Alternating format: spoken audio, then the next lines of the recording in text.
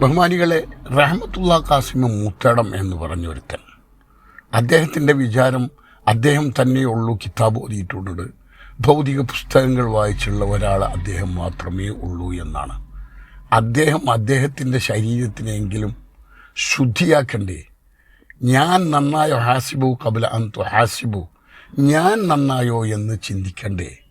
പിന്നീട് നന്നാക്കിയ പോലെ ഈ പാണക്കാട്ട് തങ്ങളെ. പാണക്കാട്ട് തമ്മന്മാരുടെ അടുക്കളയിലായിരുന്നോ താങ്കളുടെ ജോലി? നിങ്ങൾ പറയുന്നു പാണക്കാട്ട് തങ്ങളന്മാർ എല്ലാവരും അവരുടെ ബീവിമാർ മുഴുവൻ സലഫികളാണെന്ന്. നിങ്ങളതറിഞ്ഞിട്ട് പറഞ്ഞതാണോ? നിങ്ങൾക്ക് ആ പണിയുണ്ടായിരുന്നു? നിങ്ങൾ ഒരുപാട് വിഡിത്തരം പറഞ്ഞിട്ടുണ്ട്.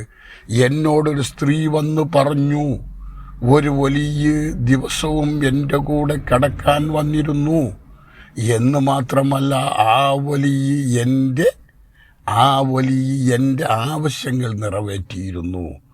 പൊന്നാര ഖാസിമി, താങ്കളൊക്കെ എന്ത് സന്ദേശമാണ് മനുഷ്യന് കൊടുക്കുന്നത്? താങ്കളൊക്കെ എന്ത് സന്ദേശമാണ് ഈ മനുഷ്യന് കൊടുക്കുന്നത്? തൻ്റെ തൊള്ളിയിൽ വന്ന എല്ലാ ചളിയും വാരിയെതിറുകയാണോ ഈ സോഷ്യൽ മീഡിയയിൽ?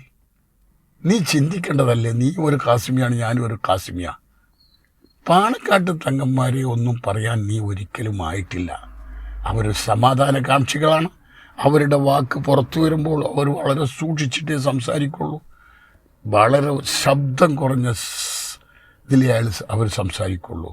അതുകൊണ്ട് തന്നെയാണ് ജനങ്ങൾ അവർക്കൊരു മേന്മ കൊടുക്കുന്നത്. താങ്കൾ പറയുന്നതിനൊക്കെ അവരെങ്ങാനും മറുപടി പറയുന്നുണ്ടോ?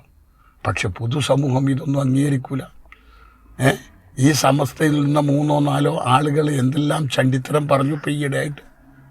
പാണക്കാട്ട് തങ്ങന്മാർ അങ്ങനെയാണ് ഇങ്ങനെയാണെന്ന്. സമൂഹം അതൊന്നും അംഗീകരിച്ചില്ല ഖാസിമി.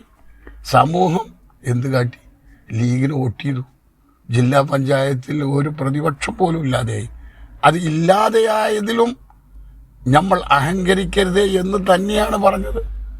പാണക്കാട്ട് സാദിഖ് അലി ഒരു കാര്യം പറഞ്ഞു, ആരും ഞാൻ ജയിച്ചു എന്ന് പറയരുത്, ജനങ്ങൾ എന്നെ ജയിപ്പിച്ചു എന്ന് പറയണം. ഇതിൽക്കും വലിയ സന്ദേശം എന്താ? നിങ്ങൾ വെറുതെ ആർക്ക് വേണടോ ഇതൊക്കെ കേൾക്കാൻ? ആരാണടോ നിൻ്റെ ഈ മണ്ടത്തരം കേൾക്കുന്നത്? ഒരു 10 മനുഷ്യന്മാരെ മുന്നിലിരുത്തിയിട്ട് എന്തെങ്കിലും അനാവശ്യങ്ങൾ കുറിച്ച് പറയാം. ഇതൊക്കെ പൊതുസമൂഹത്തിൻ്റെ മുമ്പിൽ കേൾക്കുന്നില്ലല്ലോ. കേൾക്കുന്നില്ലേ? എന്നിട്ട് ആ ബീവിമാരെ കുറ്റി പറയാ. എന്തോ ഒരു കുട്ടികൾ പ്രസംഗിച്ചു, അതിനെ സംബന്ധിച്ച് പൊക്കിപ്പിടിക്കുക. നിനക്കൊന്നും വേറെ തൊഴിലില്ല ചങ്ങായി.